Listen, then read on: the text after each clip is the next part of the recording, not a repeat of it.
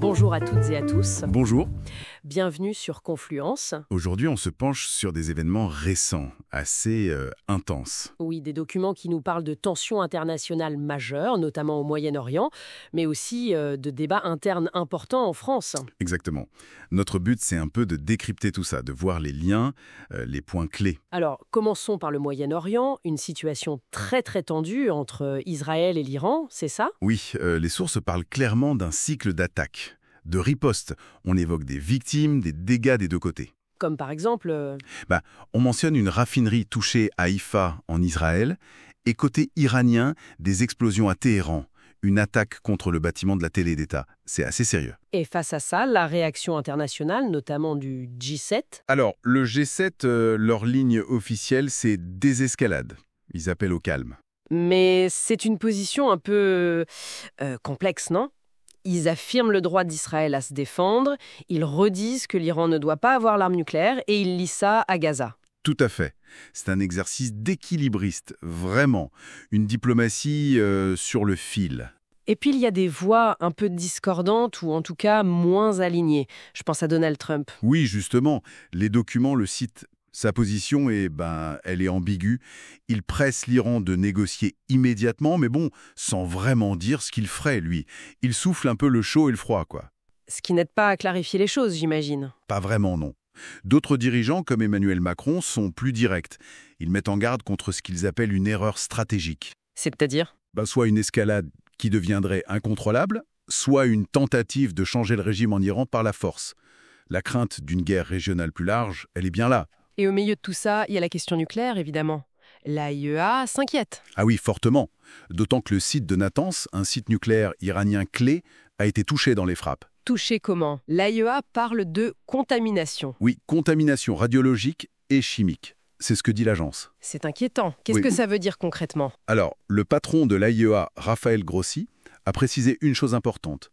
Le risque chimique, lié à un gaz très toxique utilisé dans le processus, l'hexafluorure d'uranium, ce risque-là semble plus élevé pour les gens sur place que le risque radiologique direct. D'accord. Les installations en surface à Natanz seraient détruites, mais le gros souci, ça reste les installations souterraines, comme à Fordo.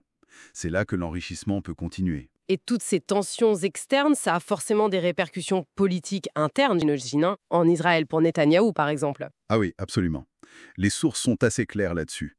Sa survie politique pourrait bien dépendre de l'issue de cette confrontation. Comment ça? Disons qu'une posture très ferme, une sorte de victoire contre l'Iran, ça pourrait un peu masquer ce que beaucoup voient comme l'échec de sa stratégie à Gaza.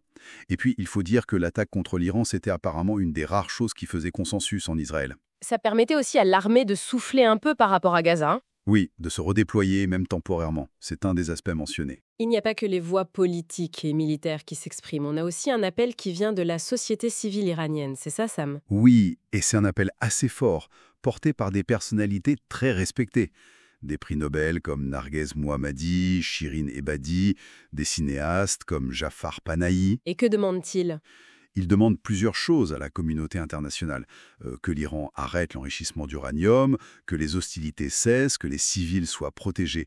Et plus fondamentalement, ils plaident pour une transition démocratique pacifique en Iran. Ils estiment que le régime actuel est incapable de résoudre les crises.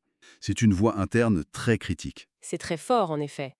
Et pendant que tout ça se joue sur la scène internationale, les documents nous ramènent aussi en France. Autre type de tension, là. Oui, on change complètement de registre. Les négociations sur les retraites, l'emploi des seniors, ce fameux conclave. Et ça bloque toujours, hein. Apparemment, oui. Surtout sur la question de la pénibilité. Les syndicats, la CFDT, la CFE-CGC et le patronat, le MEDEF, ils ne sont pas d'accord. L'idée de revenir à 62 ans s'est écartée, hein. Ça semble écarté par les syndicats qui négocient, oui. Mais trouver un accord sur le maintien à 64 ans, même avec des aménagements pour les métiers usants, c'est compliqué. Et tout ça, bien sûr, dans un contexte où on parle beaucoup des finances publiques, de la dette, ça pèse sur les discussions. Donc si on essaye de faire une petite synthèse, on a une situation hyper dangereuse au Moyen-Orient, risque nucléaire inclus, avec des calculs politiques internes très forts. C'est ça. Avec des réactions internationales qui essayent de calmer le jeu, mais qui montrent aussi des divergences, on l'a vu. On a cet appel courageux de la société civile iranienne. Et en parallèle, Ici en France, la difficulté à trouver un consensus social sur des sujets de fond, comme les retraites. Ce qui relie peut-être tout ça, c'est cette difficulté, finalement, à construire des accords, des compromis durables, que ce soit face à des crises géopolitiques ou des enjeux sociaux internes. Oui, c'est une bonne lecture. La recherche de consensus, de solutions qui tiennent la route, ça semble particulièrement difficile en ce moment. Et ça nous laisse avec une question peut-être pour réfléchir.